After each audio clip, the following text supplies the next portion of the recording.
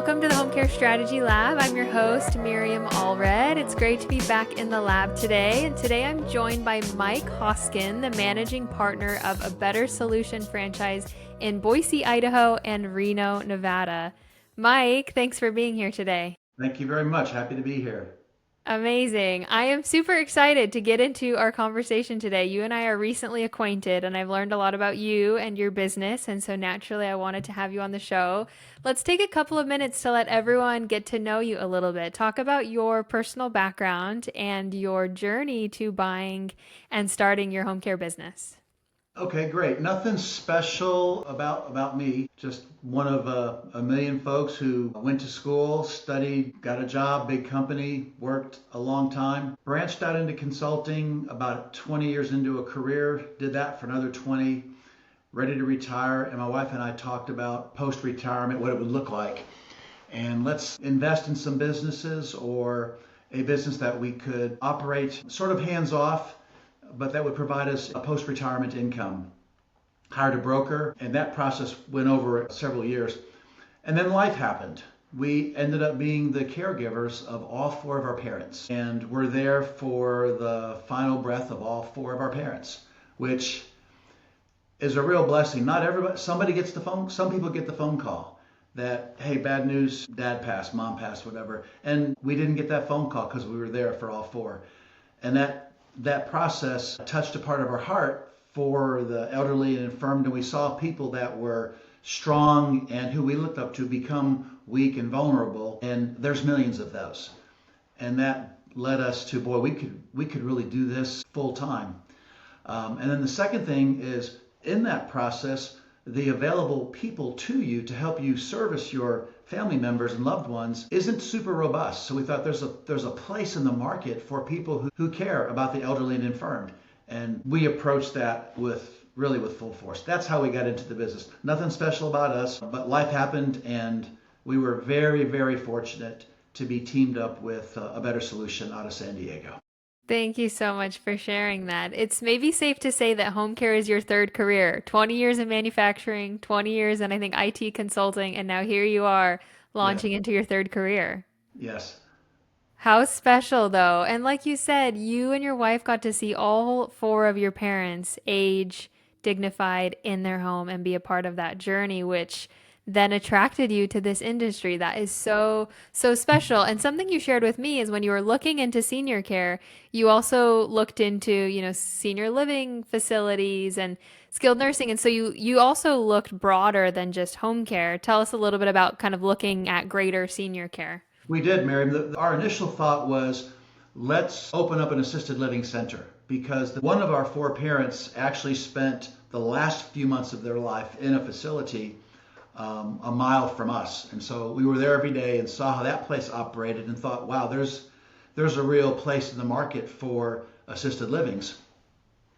And then our friend group also had parents in similar type facilities. And we thought we could really do a good job with that. The roadblock is it's really expensive. It's really, really, really expensive to open a facility, to keep it running. And so that's what prevented that option. And you decided to go the franchise route and not the independent route. And you were the 11th franchisee with a Better Solution. Talk to us a little bit about your thinking of the independent versus the franchise route. We did. The franchise route, the broker that we worked with, Dave Whalen, is a super guy, and he approached us with numerous business opportunities and systems and structures and setups. And we also I spoke with my friend network, and the franchise route, what it does is it accelerates your ramp up, because they have vetted systems, they vetted processes, they vetted third-party vendors that you can access for different types of services. And to do that on your own, you can do it on your own and not pay the franchisor.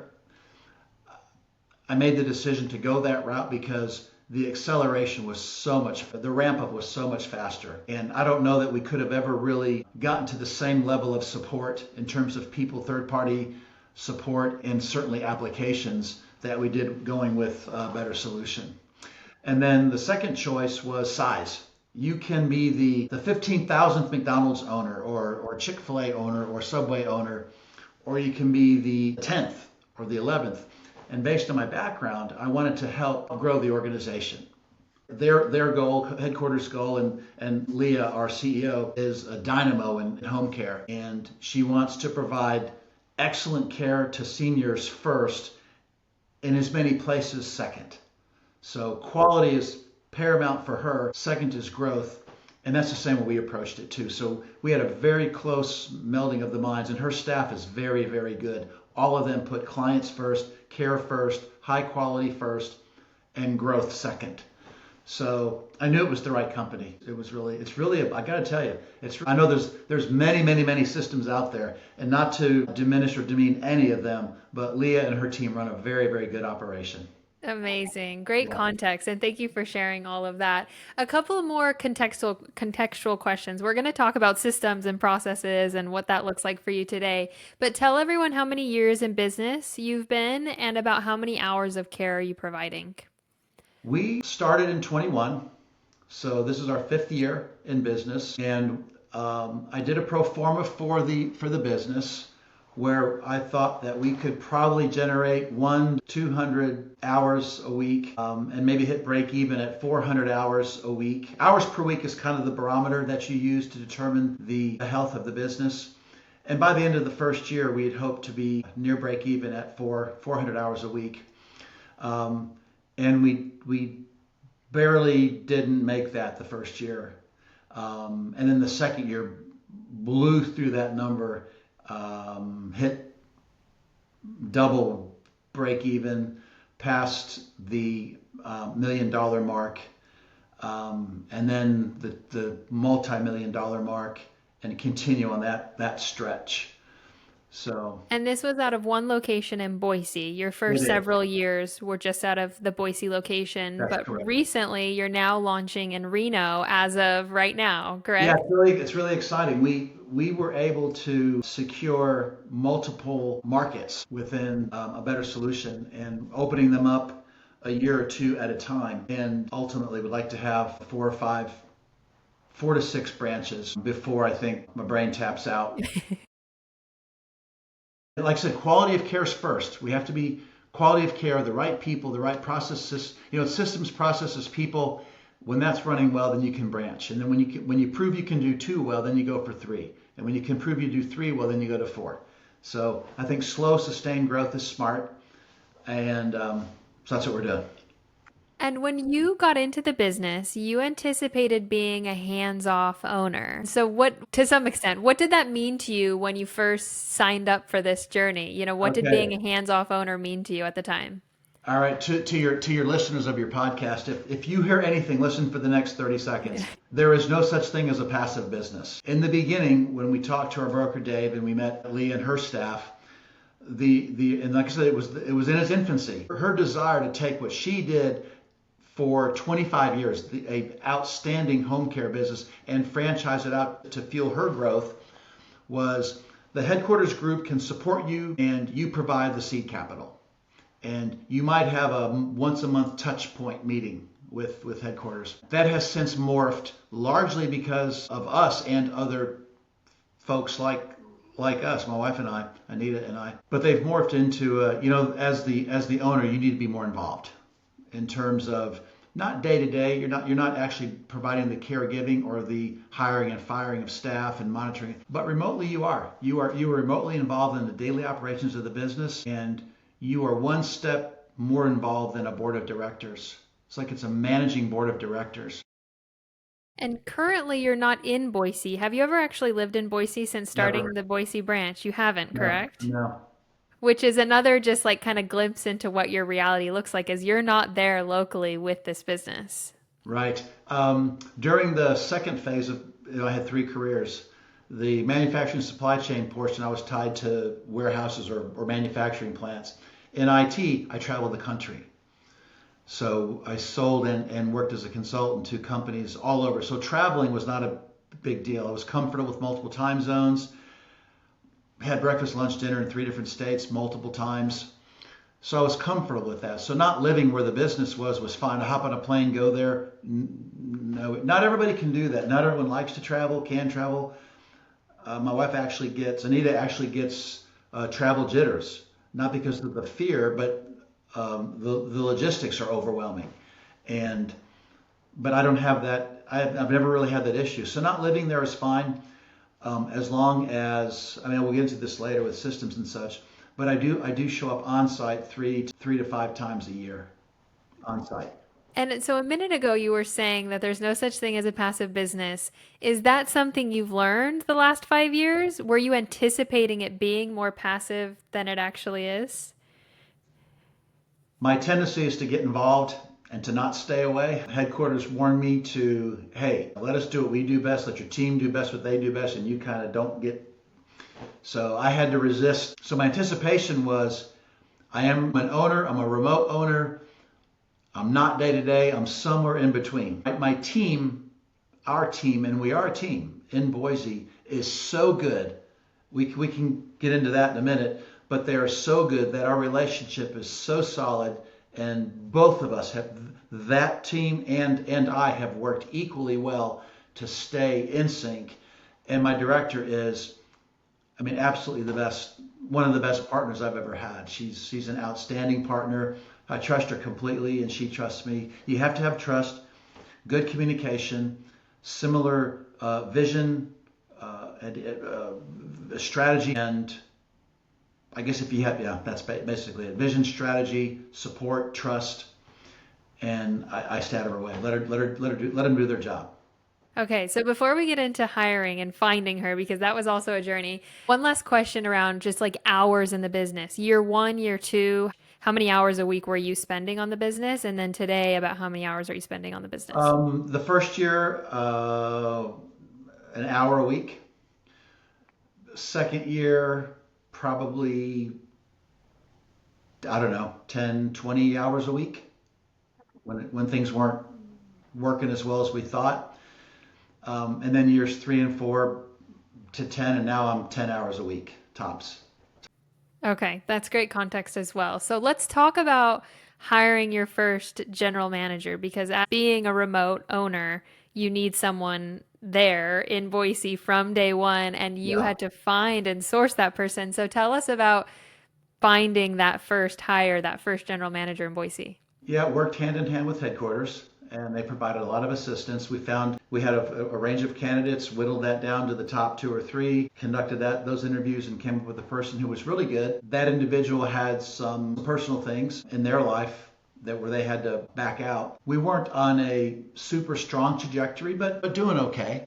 But they, like I said, the personal situation, they had to move on to do something else. And thank God that all their personal stuff all cleared up, and then they became a referral partner to us. So very happy for her and how that worked out. The second person, just a bad fit. Great person, bad fit for the role of an operations director. Third person, we had a little bit more rigorous search process, and only 2 bubbled up to the top from an entire slate of candidates. Only 2, and it was tough because one was knew everybody in town, well connected, sales dynamo, and the other person was quieter, nicer, softer, long in caregiving. And I knew in the first 2 minutes that she was the person because her heart came through. I was going to ask, with all three general managers that you've had, did the first two have home care experience or what was kind of their background and profile? Yes, yeah, they did. Home care specifically or senior care? Specifically. Or can you give us a little bit more insight into what both of their backgrounds were? Our pool of candidates was all senior care, but you bring up a good point because when you talk about hospice, home health, skilled nursing, assisted living, independent living, or hospital, all of those entities are in the elder care community, the circle of care for an individual client slash patient. So anybody from any of those entities is a good candidate.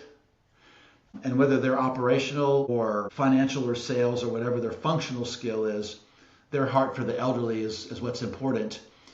They don't necessarily have to come specifically from the home care end of the business. Hmm. But our third candidate, third person, Morgan, she did come from the home care industry specifically. One more question about the second hire that you said was not a right fit. And I know this is a couple of years ago, so I'm kind of like pulling you back to that time period, but you said they weren't a right fit, didn't last very long. Looking back, were there any red flags or things that you missed that you, again, in hindsight, can look back to? Yeah, yeah, there is. And we just went through this in the expansion to Reno. We just went through this, and I was very careful in the interview process. We started out with 40 people, and I opened up ads on. I don't know if I use names. Yep, go for it. I opened up ads on LinkedIn, Zip, and Indeed. It was kind of a personal case study for me to see, because back in my day, I'm talking 20 years ago, there was Monster.com or Careers.com and Career Builder. Those are all pretty much gone. So I went LinkedIn, ZipRecruiter, and Indeed, and had contacts from all three, with the majority of contacts from Indeed. So Indeed can send me a royalty check. They're the ones that people use, and that provided us the most candidates. But we had finalists from each of the three, oddly enough. So So take me back to red flags with the bad yeah, hire because there's a yeah. lot of The learnings red for flags, other owners. right? The red flag here is when you're interviewing your slate of candidates, when you're screening your candidates. What I look for is specific experience with elder care. They must be involved in some fashion with elder care. Then when you talk to the ones that bubble up to the top, I conduct phone interviews as my second round. I specifically tell them this will be one of the hardest jobs you ever had, because you may be the best care person in the world, but are you good with financials? Are you good with sales and marketing, community liaison? Are you good with staffing and recruiting? You may be the best staffer. I interviewed two people this go around. Each of them staffed scheduled over 100 people, managing schedules for 100 people. Really good with recruiting and training and onboarding and monitoring performance. Excellent. Never sold or marketed a day in their life.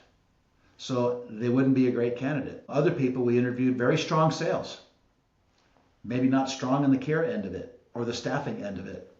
So you must be good in care, sales and marketing, and staffing if you want to run an operation. When you get large, you can hire people to help to do that for you. But in the beginning, it's all you. And that person who didn't quite make it very well was really good on the care side.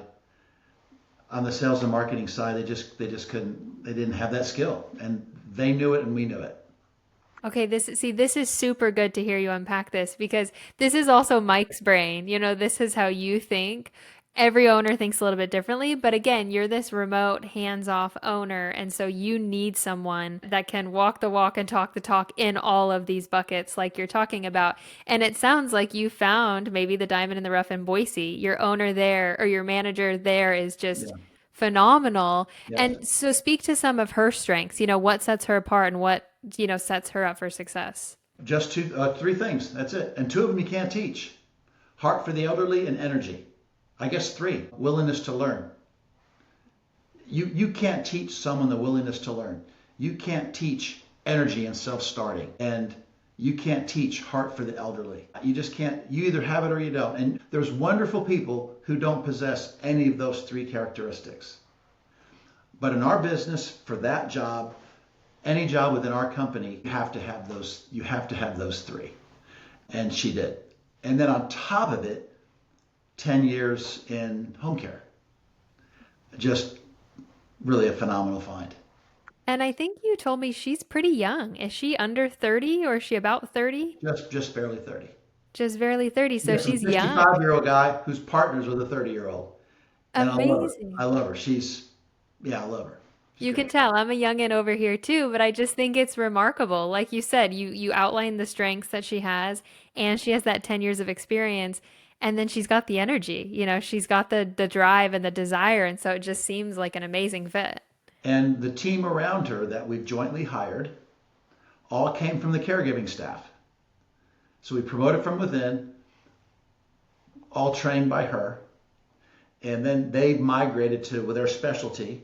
So we have someone focused on care, someone focused on sales and marketing, community liaison, and someone focused on staffing recruiting. And each of them have risen to the top of their particular functional area. And all three of them have heart for the elderly, willingness to learn, and high energy, self-starting. So that team of four, we've had together now our third year together, all four of them. In And the our industry, to have no turnover in 3 years is really remarkable in home care. remarkable. Yeah. I'll say it, remarkable in home care. So the other three were all caregivers for your business and have all been promoted from within. Yes. Amazing. And now here you are. You were talking about hiring for Reno. So this is very top of mind for you because you're literally hiring and hired for Reno. Was that the example you were sharing with someone that was very well connected in the market, had a really strong sales background, and then this other more conservative, quiet individual? That was Boise. That was Boise. Okay, I was curious if that. Okay, so that was Boise, and we just talked about her. So for Reno, was that the 40 candidates whittled down, or you're in that process now? Already went through 'em. 14 resumes, 15 phone calls, 7 face-to-face interviews, 3 bubbled up to the top, and we went with one. And you've picked one. And I love what you said about telling them point blank that this is the hardest job you'll ever work. What are people's responses to that? Do they look at you? Do they laugh? Do they chuckle? Do they like wide eye? What's their response to that? It's funny. Some people are surprised by the directness of that. Nobody walked out and said, "I'm scared to death. I don't want to do this." I think it's a glimpse into you and your leadership and your bluntness and whether or not that's people's style, at least they can appreciate you being direct with them, right? Well, I don't want them to be surprised. I don't want somebody to say, "You didn't tell me," or "I didn't know." I think direct works. Direct. I think that's a good thing, and I don't think you're far off from the truth. It's likely the hardest job that they'll ever work, even if they have experience in home care or senior care. I think Being so. a general manager of a home care business, everyone listening to this, they know it's no joke. They know that every single day is different and every single day you're putting out fires. It's just the nature of this business. And in our particular franchise system, you can be an owner operator. You can participate in a particular market area and be that operational director yourself. Having remote locations, I think, steps up the requirement of that person for me. So because I'm not there serving as the community liaison or the care coordinator or the staffer myself, I'm not running operations day to day. I really depend on those people to take the reins and run with it. So not only do you have to have the skill in the 3 functional areas, Miriam, but you also have to display some kind of leadership potential.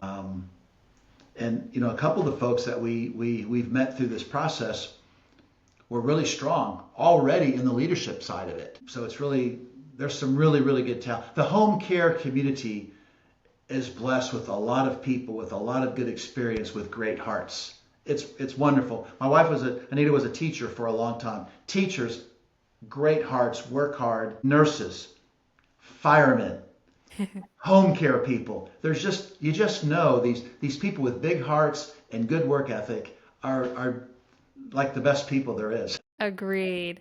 And it's so good to hear you explain this and just to backtrack a little bit, your first hire was good, lasted maybe 6 or so months. Your second hire, not so good, some red flags overlooked. Your Good third person, hire, good fit. good person, wrong fit. But then your third, diamond in the rough, been with you for 3 years, just absolute, all star. And so this is so good for owners to hear because you make good and bad hires along your journey, and not every hire is that diamond in the rough. And it's unfortunate, but that's okay. And so it's really good to hear you kind of track through how this experience played out for you.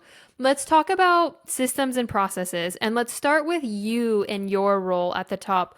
What do you have ownership over? What is in your purview that you're thinking about and talking about on a weekly basis? And I go with some people go with the term owner. I hate that. I like managing partner because the buck does stop here on this desk. It's nobody's fault but mine. And we're partners. I'm partners with my teammates. And I really genuinely view them as that because I'm nothing without them.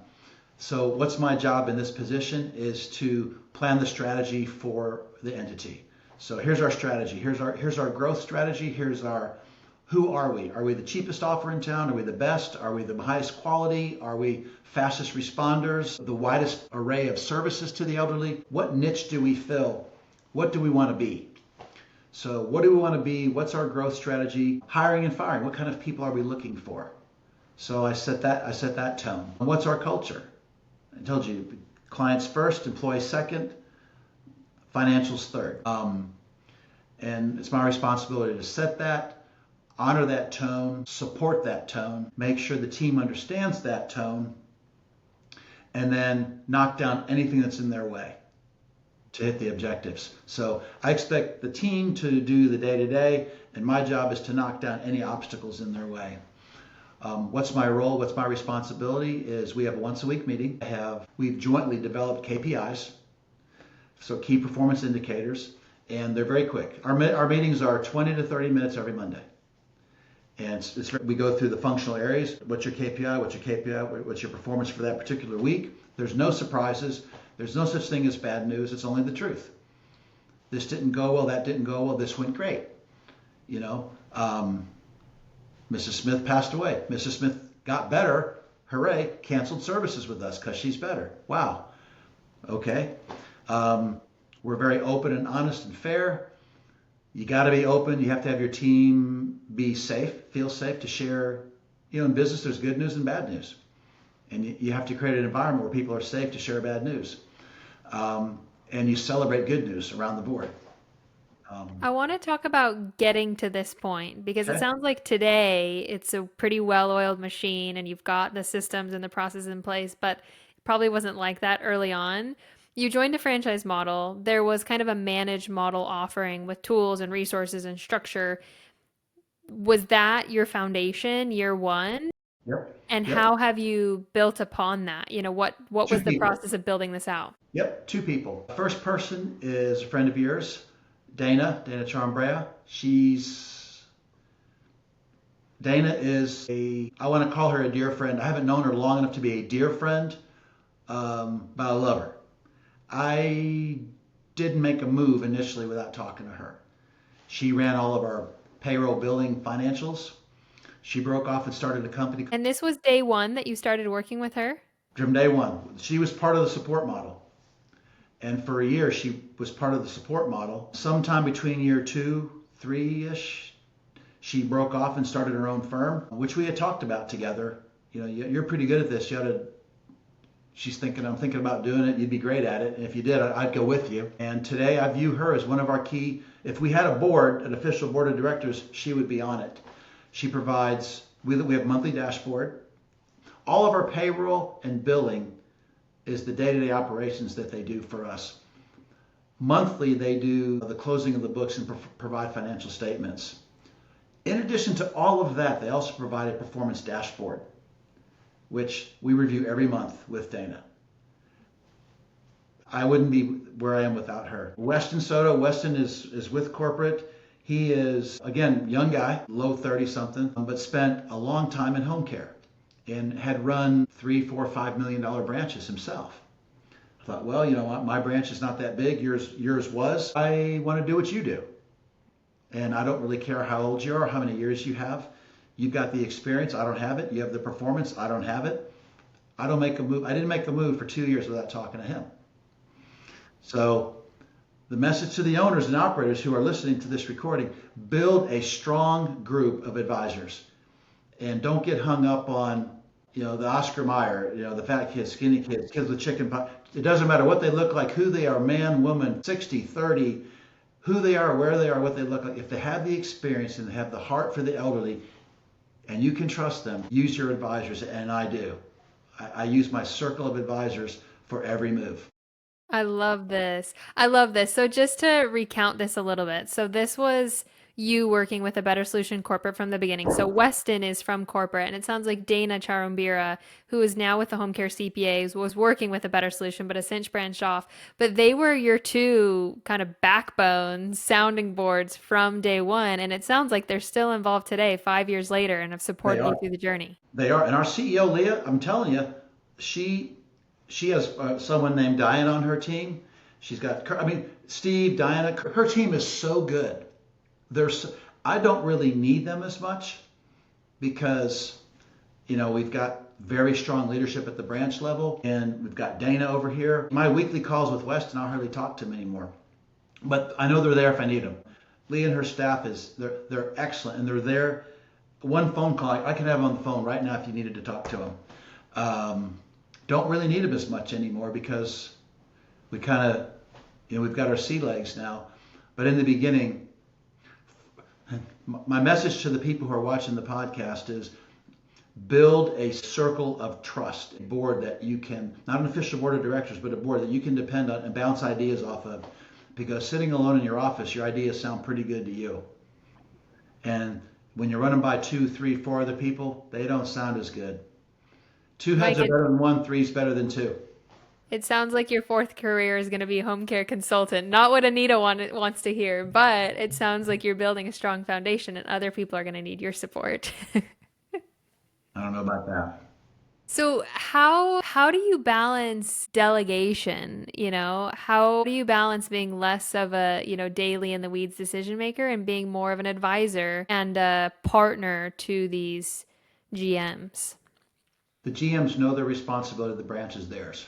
The success and failure of the branch is theirs. If they succeed, it's them. If they fail, it's me. I've missed something. I've miscommunicated something. What didn't listen, directed them the wrong way, didn't knock down a block they needed, something I didn't do, because they're really good. They're really good at what they do. So the delegation's 100%. They run, yeah. Is this all spelled out in a SOP, manual, agency Bible? Like where is all of this clearly defined and how do you make sure it is clearly defined? I haven't written anything out. It's up here. We talk all the time. There's the set meeting every Monday, our KPI meeting, but there are impromptu sessions throughout the week just to bounce things off each other or to QA check. How are you doing? How are things? And that seems to work for you and for them. It's more of just a style. That's what you prefer. That's what they prefer. Yeah, I think so. Okay. But corporate likely gave you kind of like out of the box manuals, some sort of documents. Do you utilize those and do you have that in place? Maybe you don't use it, but do you have that and do you rely on that? Or really, Yeah, that's just not how you operate? at the branch level they do. Okay. And are they, again, I just think it's interesting. You're sharing all of this, but what does it look like when it comes to like application? Are you referencing these manuals or it's more loose and casual than that? I referenced the KPIs. The KPIs came from corporate and Dana and me. 40% corporate, 40% Dana, 20% me. Okay? My advisors were very, very, very good at, Mike, here's what you need to be measuring. It's okay. All I've done is whittle them down from the 37 they gave me combined to maybe we look at 8 to 10 every week. Okay. And those, it sounds like that's your North Star. It's my Really, North Star. the KPIs are your North Star, and that's probably the North Star for these branch managers as well. Yep, and the branch directors and their team are all bonused on hitting KPIs. So the success of everybody is rewarded. Has that always been the case since day one, or is that For something you me, yeah. implemented later on? For me, day one, yeah. Day one. Okay. You sound like you know these KPIs probably by heart. Can I put you on the spot to share your maybe top 3 to 5, or what are you looking at daily or weekly? Well, yes, I do know them by heart. We look at hours, we look at staff shifts, we look at turnover, we look at the recruiting, we look at QA visits and assessments and turnover, starts of care, stops of care, And I asked you this before. What keeps you up at night? Which of these numbers are you receivables, thinking about before you go to bed? receivables, Sorry. receivables. Receivables. Unpack that. Why is that the case? Oh, because people in facilities, or people are slow to pay. People in facilities, so you got to stay on top of it. And it's really hard because you're dealing with we're dealing with elderly and with and some and I mean that's one thing. Second thing is this is tough. Duration of care. We're taking care of 40 people, 50 people, 60 people, 100 people. Next Monday, we're taking care of 10 less people. What happened? Well, Mrs. Smith, Mr. Wilson, and Mr. Jones died. Oh, God. In our business, people pass, and that's just part of it. But it's really hard because if you look at our website or look at any of our social posts, we have our caregivers and our clients and pictures, and there's birthday cakes and cupcakes and banners and congratulations on your 80th, your 90th birthday, whatever. And just when you get to know them and love them, and then they pass on. So, I mean, that doesn't keep you up at night, but it does kind of bother you. You don't, in our business, you don't have 10-year, maybe 5-year, 3-year clients. You don't. So from the business perspective, yeah, longevity is not something that we have. And that's kind of, it's tough. It's tough. So how are you dealing with that? How you've been doing this for 5 years and you've had Yeah. time to kind of meddle with the struggle. How are you dealing with it? How are you thinking differently about it? How are you measuring, tracking to keep on the up and up? Like, how are you thinking about that issue? The team has shared with me how they feel about this. And oddly enough, during the recruiting process, some of the folks I've spoken to from the elder community shared, Mike, it's not sad. It's beautiful. We're there to help people pass to the next phase of eternity, and we're there with them and making their last moments in this life as good as possible. So it's not sad. You look upon it as happy and positive, not as sad. And that completely changed my outlook. And that's the emotional side of things, which I It is. appreciate you sharing that. And that is the nature of this business, and it's extremely challenging. As someone who saw all four of their parents pass, it's heartbreaking, but also so heartwarming at the same time to let them age at home. How are you thinking about it and dealing with it from a financial and a strategic standpoint? You know, you see the numbers go up and down, and that weighs on you mentally. So how are you dealing with that aspect? That's a great question. Two things. Number one, you are always marketing. And our marketers in our business feel bad when numbers are down. And what I tell them is, look, it is not, we're not selling cell phones or drinks or pens. We're selling service. And as hard as we try and as good as we are, we can't make people any older and we can't make people any sicker. People are going to get old, they're going to be infirmed, they're going to be rehabbed, they're going to need a little bit extra assistance to get through life. We just want to be there when they get there. And the elder care community of the markets that we're in, when that community needs a home care service, we want them to think of us.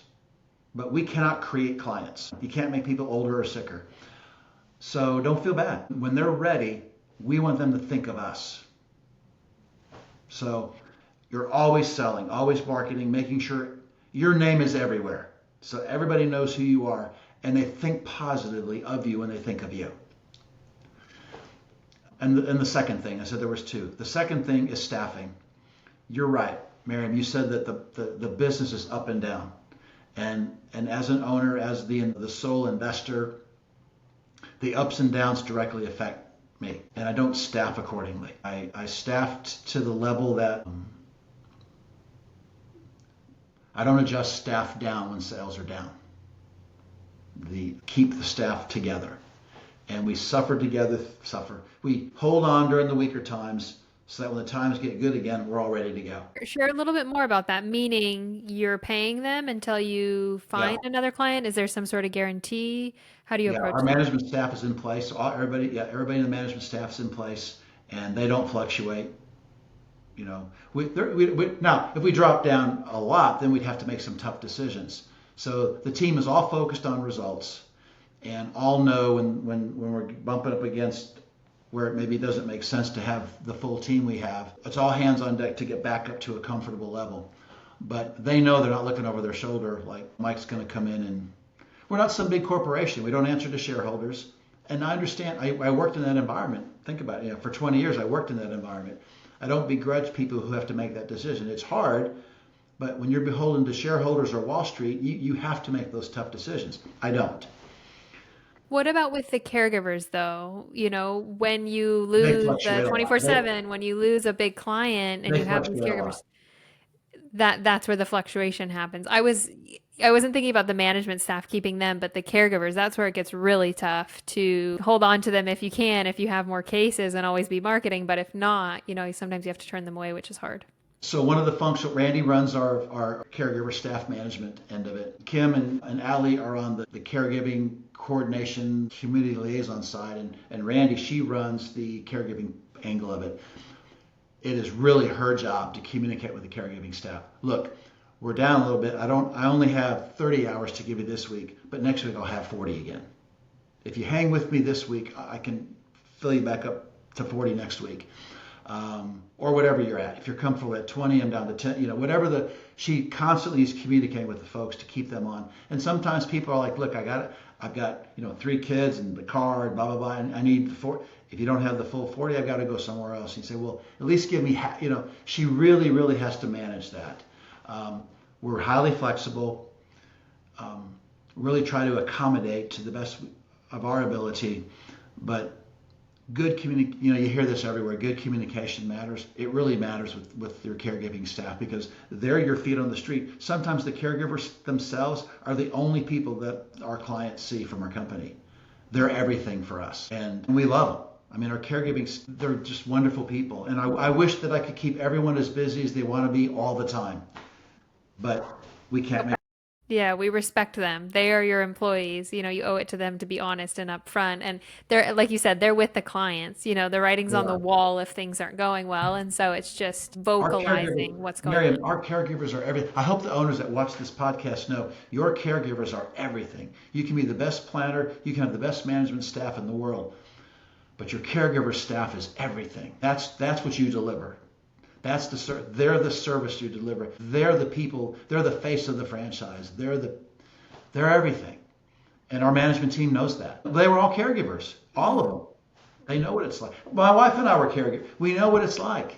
Yeah. You have to have done it and see the eyes of the person to know what the business you're in. So it's a tough balance. You're running a business, but you're taking care of people at their most vulnerable time, and your teammates are those that have care, have hearts for those elderly, but they also know that you're running a business.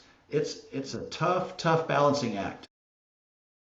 Let's go back to receivables. That was the other number Yeah, metric that keeps you up at night, and that's an ongoing battle like you've every day. experienced, but how are you getting better at that? What have you learned along the way to help you manage that? You watch it every day.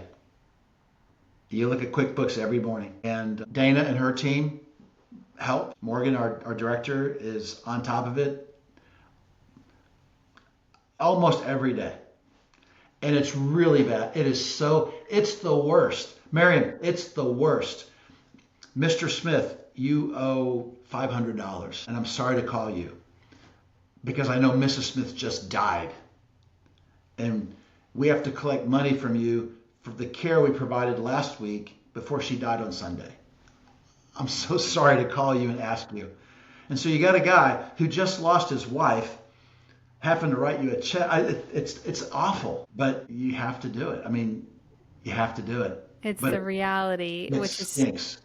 It is so stinks. hard. God, it's the But worst. but tell me about I get it. That's just the nature of receivables and collections and nobody wants to do it, but it has to be done. Thinking about it from more of like a contractual standpoint and documentations and agreements, are there things that you've implemented over the years to tighten up Sure. your agreements to help with that? Corporate has all that covered. Oh yeah, corporate has all that covered with the agreements they gave us. The contracts they gave us are rock solid. They're airtight, perfect. Corporate did all that for us. But it doesn't necessarily make it any easier. Is that what I'm picking up? That's correct. Okay. It's the actual execution. It's like you can have all of it signed and dotted, but the execution, the implementation is really tough. Yes. Okay. Okay. Thank you for sharing that. I think it is again, both of these two things that you mentioned that keep you up at night are just the hard, cold reality of home care, and Yeah. there's no quick fixes, but I like to hear you just talk through your thinking around it, what you've learned, how you've improved over the years. And there's things that you can do and there's things that you can't do, right? Yeah. Another thing we've done. You talked about caregiver turnover.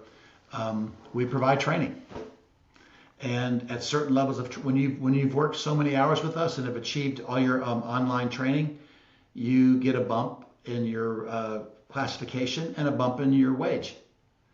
And we have 3 levels. And then above that, there's a CNA. And so we try to provide a career path and with a little bump in wage. So it helps you to stay with us for a while, longevity, and it helps. I pay for the training online, and if you're willing to do it, commit the time to the training. It's a little bump in wage. So there's a little bit of things you can do.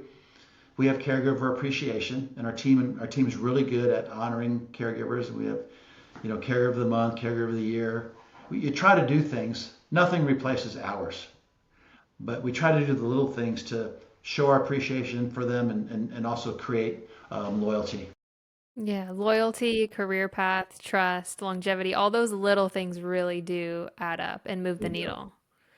I want to ask you a couple last kind of big picture Yeah, questions here, Mike. Would you say that the business could run without you? You signed up to be a hands-off owner, here you are today. Would you say the business could essentially run without you today? sure. Team knows exactly what to do. Which They're is a very, yeah, it could. which is a job well done, which speaks to everything that you've done these last few It years and really putting it all speaks into to them. practice. I mean, that's nice of you to say that, but it really speaks to them. The people that you hired. They've stepped up. Yeah, they've really stepped up and embraced the job, and they love our clients, and they trust each other, which is really important. Your team, your leader, your general manager has to create a culture of care and trust where they can actually be out at an event and know that their local branch office is running. And I've seen it. I've seen it. So yeah, they could run without me easily. Easily. That's good to hear you say. What's been the most surprising thing in your whole 5 years in home care? What has been something that has surprised you about starting this business? I was surprised at how short of a time people stay with us, our clients stay with us. If I were a hospice company, I could see. But I really thought that elderly and infirm people would live 1 to 2 years. But our average stay is more like 3 months. Hospice is like 1 or 2 weeks. We're 3 months. So that was a big surprise. I expected to find a client and have them for 1, 2, 3 years. Some you do, but most you don't. That's really interesting to hear you say that that's been the biggest surprise to you, and you know what's coming next is that change how you market and sell and who your right fit client is, or there's nothing you can do to change that outcome? I don't know. I don't know. That's a great question. That's the magic. That's the silver bullet question. Are there other things that we could do as a business to expand our offering to attract a people at a less vulnerable stage of their life? So it's possible we could do other things that would, maybe reach into the people in their 80s and 70s and not in their 90s. But I suppose that's possible.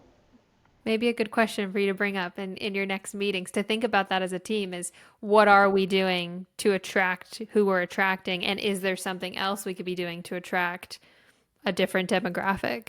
Yeah, that would, yeah. I'm planting some seeds. This is good. You We're are, learning you from each are, you other. are. Last question. What are you looking forward to the rest of 2025, 2026? What's on your mind? What are you looking forward to?